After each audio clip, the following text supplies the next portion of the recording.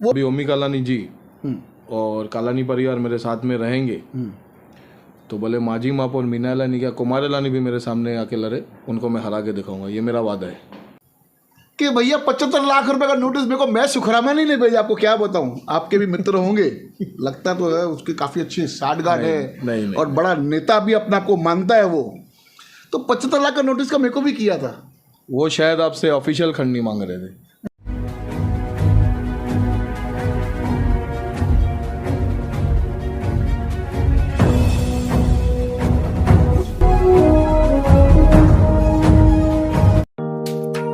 Neeraj Vinod Burani's Spacecraft Interiors. Your space, our craft. Experienced and professional team. No hidden charges. Luxurious designs. Follow us on Instagram. Spacecraft Interiors. Your space, our craft. Crystal Finance by Ajit Makijani. One-stop solution for all your loan requirements. Asan, convenient or effortless. We have tie-ups with all major banks and NBFCs. Business loan, mortgage loan, overdraft and cash credit facility. Instant approval, minimum interest rate and processing fees. Doorstep loan process. Call us today. Crystal Finance by Ajit Makijani. 9011 280000. आज लेते हैं मुलाकात पंकज त्रिलोकानी के साथ। अभी हाल ही में Gita उलवान madam के ऊपर खंडनी का केस भरवाया, रेड हैंडेड, वो वीडियो हम आपको दिखाएंगे। ये क्या कारण था और क्यों आपने उनके ऊपर इस प्रकार का, वो तो आपको बेटा बेटा ऐसे सीसी में कुछ निजी चैनलों में देखा, क्या प्रकरण था ये? जेके जी, पहले तो आपका धन्यवाद, आपने अपने चैनल में मुझे बुलाया और ये मंच पे मेरी बात रखने का मौका दिया, उसके लिए बहुत बहुत धन्यवाद। जेके जी, ये प्रकरण ऐसा है, पिछले 15 से 20 दिनों से गीता उलवान जो पत्रकार नहीं है, क्योंकि मैं पत्रकार मानता नहीं, क्योंकि सभी पत्रकार मेरे भाई जैसे और मेरे अच्छे संबंध है पत्रकारों के साथ, ये एक बोगस और ब्लैकमेलर टाइप की औरत है। इसने 15 से 20 दिन से एक व्हाट्सएप पे वीडियो रिकॉर्ड करके या वॉइस रिकॉर्ड करके बारंबार मुझे टारगेट करना, कोई भी शहर में गलत एक्टिविटी हो इसमें इसका हाथ है, पंकज त्रिलोकानी का हाथ है, ये खंडनी खोर है, इसने ऐसा किया है, हर बात में मुझे टारगेट करना। तो फिर मैं बोले अवॉइड करता था, पर एक बार अति हो गया तो मेरे अच्छे मित्र हैं कारी माखीजा जी, जो एक बहुत अच्छे समाज सेवक हैं, उससे मैंने बात की तो उन्होंने मुझे एक बहुत अच्छी सलाह दी कि यार तू एक्टिव पॉलिटिक्स में तू अपनी छवि को ज़्यादा इंपॉर्टेंट दे और कोई ना कोई रास्ता खंडनी का केस भरा दिया। मैं आपको जेके जी बोलने का मुझे मौका दो, मैं बता रहा हूँ। तो उन्होंने मुझे बोला कि छवि ज़्यादा इंपॉर्टेंट है, तो कोई ना कोई रास्ता निकाल के दे दे। मैं बोला कारी से ठीक है, बुलाइए अपने ऑफिस में, मैं आता हूँ। उन्होंने बुलाया और उन्होंने बहुत ही सूझबूझ के साथ उन्होंने एक वीडियो, उनका जो मेरी बातचीत हुई तो वीडियो रिकॉर्ड किया। वो उन्होंने कौन से इंटेंशन से किया, क्योंकि वो कुछ भी गलत आरोप लगा सकती है, वो उसका औरत को मालूम है सबको कि वो कुछ भी गलत, इसके लिए उन्होंने अपने सेफ्टी के लिए किया। तो उन्होंने बात की, पैसे की मांगनी की गई मुझसे।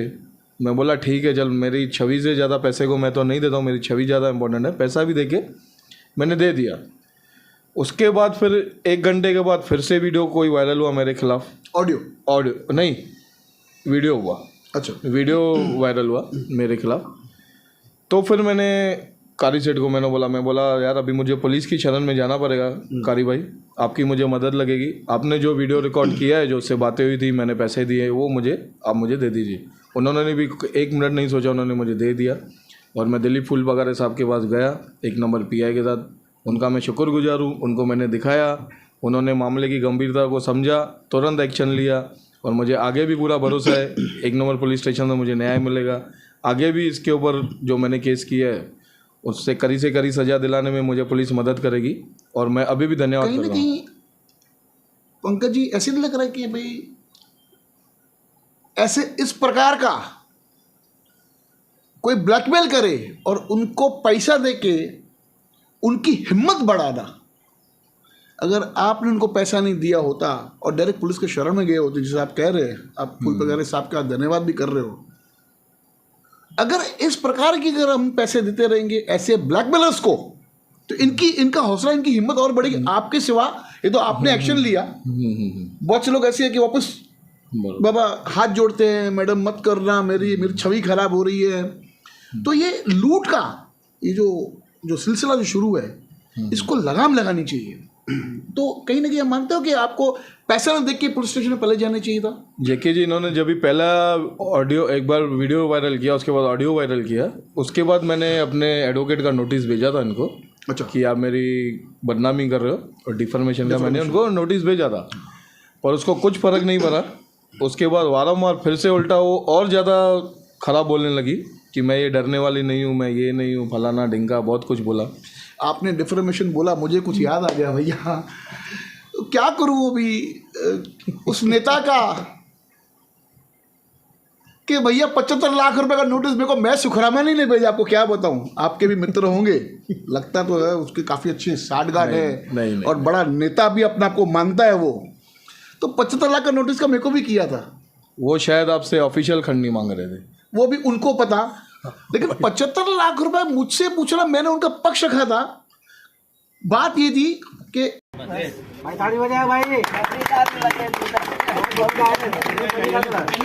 तो हमारा प्रॉपर्टी का जो विवाद था आज वो ख़त्म हो रहा है और हमको इंदिरा आहूजा जी ने ये सब पेपर वर्क है जो हमको सौंप दिया है। इंदिरा आहूजा भू माफिया ने सुनील महाराज की जगह को हड़पने का प्रयास किया था। और हमने देखा था, काफ़ी अच्छे से आपने कवर किया था और कहीं ना कहीं न्याय दिलाने में उनको आपने बहुत काफी और वो मदद की थी। जो वापस जो महाराज के जो हकदार थे, जो वारिस थे, उनको जो पेपर्स दिए गए वो भी भू माफिया, हाँ, जो परिवार था उसमें इंदिरा आहूजा के माता जी के हाथ से पेपर, तो ये पेपर आए उनके पास में, ये हमारा, और तभी हम कहते हैं कि इंदिरा आहूजा भू माफिया है। बराबर, क्रिस्टल क्लियर है वो तो। हमने वो दिखाया, हमने सच्चाई दिखाई। उसके बाद में क्या मिला? 75 लाख रुपए का नोटिस। तो हम वो नोटिस से डरते नहीं है, कुछ भी नहीं। आप एक और नोटिस भेज देना, फिर आप बोलोगे मेरा नाम लिया। एक और बार लेता हूँ, मैं सुखरामानी ने मेरे पर डिफॉर्मेशन का नोटिस किया था, ये उसकी सबसे बड़ी गलती थी, तो हमको फर्क नहीं पड़ता। आगे मुझे बताइए कि आप 2017 के चुनाव में आपने अपनी किस्मत आजमाई थी। हाँ। बड़े बड़े आपको भी वादे किए गए, वादे यानी आज की तारीख में लॉलीपॉप, कभी कोई लॉलीपॉप चॉकलेट फ्लेवर होता है, कोई लॉलीपॉप पाइनएप्पल फ्लेवर होता है। आपको कौन सा फ्लेवर दिया गया था? 2017 में मैंने मतलब 2015 से मैं लग गया था अपने वार्ड में और काफ़ी सारी मेहनत की मैंने।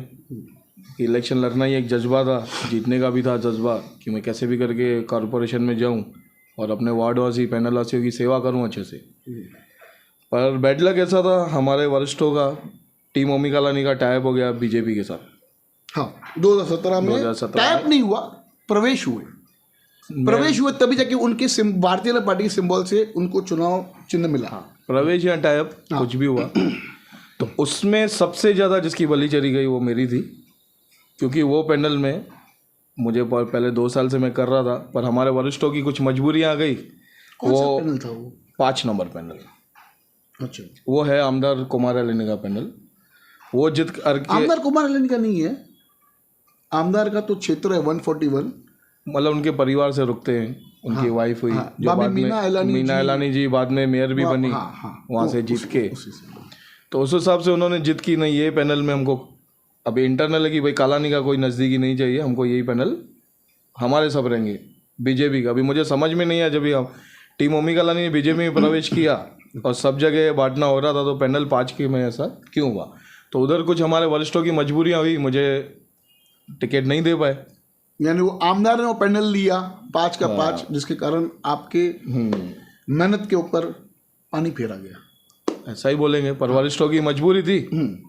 उन्होंने उसके बाद फिर मेरा ओमी भाई के साथ बातचीत हुआ, उन्होंने समझाया मुझे, देख यार ये राजनीति है, मेरे साथ भी बीजेपी ने ऐसा किया आमदार के चुनाव में, जो उनको टिकट नहीं दिया गया, उसके बाद भी हम लड़े थे, काफ़ी अच्छे वोट लिए थे। उसके बाद मेरा मन मुटाव सब खत्म करके मैंने ओमी सेठ का, अभी मेरे बड़े भाई जैसे उन्होंने कमिटमेंट किया है मुझे कि कुछ भी हो जाए ये टाइम पे मेरा कमिटमेंट है पंकज, तेरे को कॉरपोरेशन में भेजूंगा एज ए नगर सेवक बन के, जो मेरी मन की इच्छा है सच्चे मन से मैं करूं। सेवा पैनल वासियों की, शहर वासियों की, तो वो मेरी इच्छा पूरी करेंगे।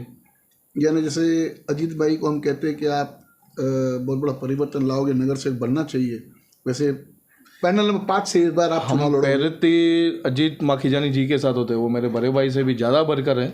अच्छा। उनको मैं जब भी देखता हूँ और वो सच्चे मन से जो सेवा कर रहे हैं और जिस तरह से लड़ाई लड़ रहे हैं पैनल 6 के नगर सेवक, पैनल 6 तो भ्रष्टाचारी जो उन्होंने अभी काफ़ी सारे खुलासे किए, 1 करोड़ 20 लाख 1 करोड़ 20 लाख का फंड आया, उसमें कैसे कैसे धांधली हो रही है, कैसे कैसे जो सिंधियत का मुखौटा पहन के, तो मैं उनको देख के ज़्यादा कॉन्फिडेंस में आता हूँ कि इतने निडर होके काम करना और शहरवासियों के लिए सोचना, पैनल वासियों के सोचना, उनके लिए हेड्स ऑफ है। मैं उनको ही फॉलो अप करके और मैं चाहूँगा उनके नक्शे क्षेत्र में आगे बढ़ के। अभी चंदन त्रिलोकानी के ऊपर ताज़ा खंडनी का केस भरा गया। हाँ, वो भी उनके सुखरामानी बिल्कुल उन्होंने का भरा। नाम उसमें आया। अभी जब हमने पंकज अपना चंदन त्रिलोकानी का जब हमने इंटरव्यू किया, साफ रूप से कहा कि भाई इसके पीछे महेश सुखरामानी का नाम आ रहा है। चंदन त्रिलोकानी एक साफ छवि का पत्रकार है। उन्होंने उनके काफ़ी सारे उजागर किए थे काम, जैसे ये महाराज के जो हड़प रहा था इंदिर, शुरुआत वहाँ से हुई। वहाँ से शुरुआत हुई। 1-2 मैटर और थे उनके ही। वो 4 नंबर में एक एक्सीडेंट हुआ था। उधर पुलिस स्टेशन में ये पहुंचे थे। जो पीड़ित था वो बेचारा एकदम सीरियस था। 22 साल का युवा लड़का, वो बेचारा अभी भी मेरे ख्याल से बरोबर ठीक नहीं हुआ है। तो उसकी भी जिंदगी जख्म माताओं के दिल में दी है इस नेता ने। तो वो भी उन्होंने उजागर किया था। तो ये शायद वो मन में रख के और ऐसे फैब्रिकेटेड एफआईआर की, पर मुझे लगता है चंदन त्रिलोकानी को कुछ फर्क, वो बहुत सक्षम है, वो उनको मुंह तोड़ जवाब देगा। अभी क्या लगता है इस बार चुनाव में कौन से पैनल से आप अपनी किस्मत को आजमाओगे? अभी जैकी जी, ओमी जी ने जिधर मुझे जवाबदारी दी मैं बखूबी निभाऊंगा, पर मेरा जो विचार है पैनल 5 और पैनल 6 से जिधर भी मुझे जवाबदारी दी ओमी भाई ने, मैं ज़रूर उनको ये सीट दिला के, उनका साथ रहा तो ज़रूर सीट निकाल के मैं उनके झोली में दूंगा। देखिए, पैनल नंबर 6 की बात कर रहे हैं आप। हाँ, तो पैनल नंबर 6 तो पहले से हाउसफुल है। जैकी जी, पैनल 6 कालानी परिवार का क्षेत्र माना जाता है, उनका होम ग्राउंड जैसे बोलते हैं ना, बिल्कुल वो माना जाता है। क्योंकि पैनल नंबर 6 में ही कालानी महल भी आता है। कालानी महल भी आता है, बरोबर। तो आप देखेंगे अभी जो आप बोल रहे हो हाउसफुल, तो कोई भी कालानी परिवार का नज़दीकी या कोई उनके जो बोल सके हमारे घर जैसे संबंध है वो नहीं है नगर से। अच्छा, वो कभी भी पलटी मार सकते हैं, कुछ भी कर, क्योंकि अभी जो जीते हुए सब भाजपा की टिकट पे जीते हुए और अभी भी उनके साथ है। अभी मैं देख रहा हूँ जो कालानी परिवार के एकदम नज़दीकी माने जाते हैं, उनके एकदम भाई जैसे माने अजीत माखीजानी जी, वो काफ़ी एक्टिव है। वो तो 100 श्योर शॉट विनर है, उसमें कोई दो राय नहीं है। उसको जिताएंगे, वो श्योर शॉट विनर है जेकी जी। उसके लिए क्योंकि क्या है मालूम है, जितना सबसे बड़ा कारण मैं आपको बता दूं, जो 6 नंबर पैनल को मैंने काफ़ी नज़दीक से, फाउंटेन पैनल हम इसको कहते हैं, जिस प्रकार से भ्रष्टाचार हुआ ना, वहाँ के लोग परेशान हो गए हैं। बराबर जेकी, सबसे ज़्यादा पूरे उल्लासनगर के अंदर 6 नंबर पैनल के रहवासी चाहते कि इलेक्शन हो और फटाफट और एक अच्छा व्यक्ति, एक पढ़ा लिखा इंसान बराबर चुन के आए, तो कम से कम हमारे पैनल की जान तो छूटे। तो ये इस हाउसफुल पैनल के अंदर आप जाओगे कैसे? मैं वही आपको बता रहा था कि जैसे कल मैंने आपको कैलकुलेशन बताई कि कालानी परिवार का कोई भी नज़दीकी या घर का आदमी कोई बोल सके वो क्षेत्र में नहीं, क्योंकि कालानी परिवार का वो होम ग्राउंड है।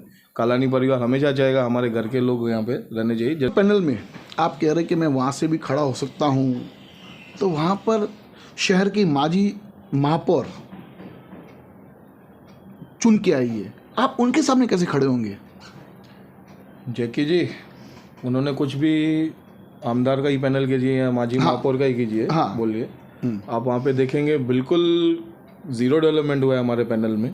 अच्छा, कोई भी बात का आदमी को जो लोग हैं वहाँ के खुद को सेफ नहीं समझ रहे हैं, कुछ भी नहीं।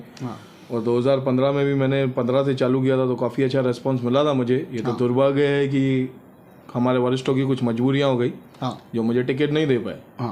पर अगर अभी ओमी कालानी जी और कालानी परिवार मेरे साथ में रहेंगे तो भले माजी महापौर मीना लानी क्या कुमार लानी भी मेरे सामने आके लड़े, उनको मैं हरा के दिखाऊंगा, ये मेरा वादा है। विजन है आपका। विजन जेकी जी, चुनाव में आप चुन के आओ, समझो आपको पब्लिक ने आपको समर्थन दिया कि नए चेहरे, ना पुराने चेहरे, ना उनके रिश्तेदार। ये तो पुराने चेहरे तो चाहिए नहीं, इन पुराने चेहरों ने तो जयराम जी की। तो क्या विजन क्या आपका?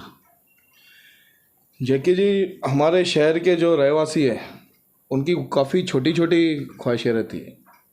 साफ़ सुथरा माहौल चाहिए रहता है, साफ़ सफाई चाहिए रहती है। हाँ, उनको चाहिए रहती है सेफ्टी, सेफ्टी, हाँ, कि कोई भी एरा गेरा के दादागिरी नहीं करे, कोई ब्लैकमेल नहीं करे, वो चाहिए रहता है। लाइट, पानी, और कोई धांधली नहीं हो। उनके जो टैक्सेस वगैरह हैं उनका मिसयूज़ नहीं हो, प्रॉपर उनके लिए ही वो काम में आए, जो वो पैसा भर रहे उनके डेवलपमेंट के लिए काम में आए। ये सब बहुत सारी चीज़ें हैं जो मैं अभी देखता हूँ किसी भी बहुत सारे नेताओं में नहीं है। जो विज़न है वो विज़न लेके हम जाएंगे, और आप फ़र्क अगर हम चुन के हैं तो आपको फ़र्क साफ साफ दिखाई देगा। उसके बाद फिर आप इंटरव्यू लेना, आपको खुद फ़र्क दिखाई देगा। एक और बार लेंगे पंकज जी का इंटरव्यू। जाते जाते आज एक सवाल नहीं है, एक छोटी सी मेरी मन की दुखद बात आपसे बात करना चाहूँगा शहरवासियों के साथ में, क्यों आप मेरा एक परिवार हो। जैसे चंदन त्रिलोकानी के ऊपर खोटा गुनाह दाखिल किया, खंडनी यानी एक्सटॉर्शन। चंदन त्रिलोकानी मेरे अच्छे मित्र हैं, उनके परिवार को काफ़ी इस बात की पीड़ा हुई है। जब मेरी बात हुई बाबी जी के साथ में तो बातें कम, आवाज़ नम थी, फ़ोन पे तो नज़र नहीं आ रहा था, लेकिन मुझे लग रहा था कि आंखें नाराज़गी और गुस्से से नम थी। तो एक सच्चे पत्रकार को ये कीमत चुकानी पड़ती है।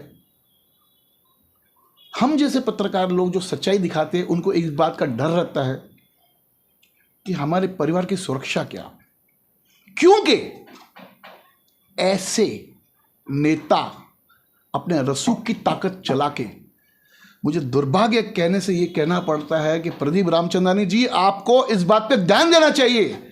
आप जिला के अध्यक्ष हो, आपके ही माजी नगर सेवक इस प्रकार की हरकतें करते हैं कि एक सच्चाई को दबाने के लिए एक मासूम, एक बेगुनाह के ऊपर खंडनी का केस लगा के उनकी इज्जत पे दाग लगाते हैं। चंदन जी, मैं तो कहूंगा कि आप मैं सुखरामानी के ऊपर 75 लाख रुपए डिफॉर्मेशन ठोक दो कि उन्होंने आपकी छवि खराब करने का प्रयास किया है झूठे तौर पर। जाते जाते पुलिस डिपार्टमेंट को कहूंगा कि साहब, ये घटना मेरे साथ भी घट सकती है। मैंने अभी अभी आपको निवेदन दिया सभी पुलिस स्टेशन के अंदर कि मेरे भी जान को खतरा हो सकता है, मेरे ऊपर भी झूठी एफआईआर बढ़ सकती है, मेरे ऊपर भी शायद खंडनी जैसे आरोप मेरे ऊपर भी दर्ज किए जा सकते हैं, क्योंकि मैं सच्चाई दिखाता हूं शहरवासियों के हित में। इन नेताओं ने जो हालत खराब करके रखी हमारे शहर की, आप देखो जगह जगह पे रास्ते खड्डे, इतने टेंडर सिग्नल, उसके अंदर पूरा मतलब पूरे अवैध तरीके से उन लोग को उसमें करप्शन करना, सब कुछ करना, पता नहीं क्या लगा के रखा है सभी नेताओं ने। तो इस बात का डर उन नेताओं को है जिसके कारण मेरे ऊपर भी एक गलत, एक खोटी कंप्लेंट मेरे पर हो सकती है। अगर मेरे ऊपर कोई भी खोटी कंप्लेंट हुई, मैंने आपको साहब सभी डिपार्टमेंट्स पे मैं दे चुका हूँ, एक पत्र दे चुका हूँ, तो उसके अंदर हो सकता है महेश सुखरामानी या अन्य नेता भी उसके अंदर हो सकते हैं। क्योंकि अमूमन देखा ऐसा गया है कि अगर हम किसी एक व्यक्ति का नाम लेते हैं तो उस एक व्यक्ति का नाम लेके वो दूसरे नेता लोग अपने हाथ सीख लेते हैं। तो सभी नेताओं से मुझे डर है कि कोई भी उसमें से एक नेता मेरे पर झूठी केस भी कर सकती है, हो सकती है मेरे ऊपर एफआईआर भी हो सकती है खोटी। तो डीसीपी साहब, आपसे एक निवेदन है, प्लीज़ इस बात को संज्ञान में रखते हुए इस बात की तय तक जाइएगा, उसके बाद अपनी कलम को आगे बढ़ाइएगा। धन्यवाद। देखते रहिए फिर से न्यूज़ चैनल।